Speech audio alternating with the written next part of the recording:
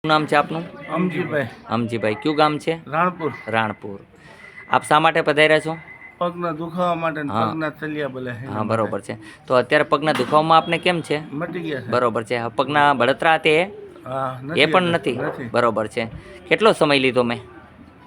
5 minute, 10 minute, 2 મિનિટની અંદર કામ થઈ ગયું. બહુ સરસ કામ છે. હનુમાનજીનું કેવું કામ છે? ગમ્યું અહીંયા? હા, બહુ સારું કામ. આપની પાસે કોઈ પૈસા માગવામાં આવ્યા છે? ના ના, કઈ નહીં છે.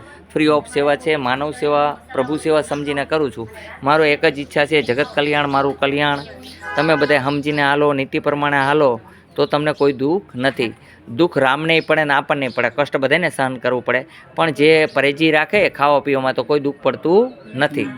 રામકૃષ્ણ ભગવાન પરમહંસ હતા તો એમને પણ તકલીફ પડી હતી. તો આપણે તો મનુષ્ય છીએ તો આપણને પણ તકલીફ પડે તો સહન કરતાં શીખવાનું. અને જે વેદના છે હનુમાનજી દૂર તાત્કાલિક કરી આપે છે.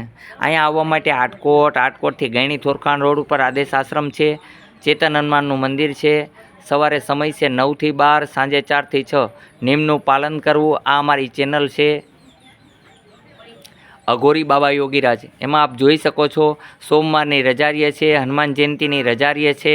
એટલે ખાસ નોંધણી કરવા, નિયમનું પાલન કરજો, નોંધણી કરજો કે આ દિવસે રજા છે, ધક્કો ન ખાજો. અને એમનેમ દર્શન કરવા હોય તો આપ આવી શકો છો. બોલો જય હનુમાન.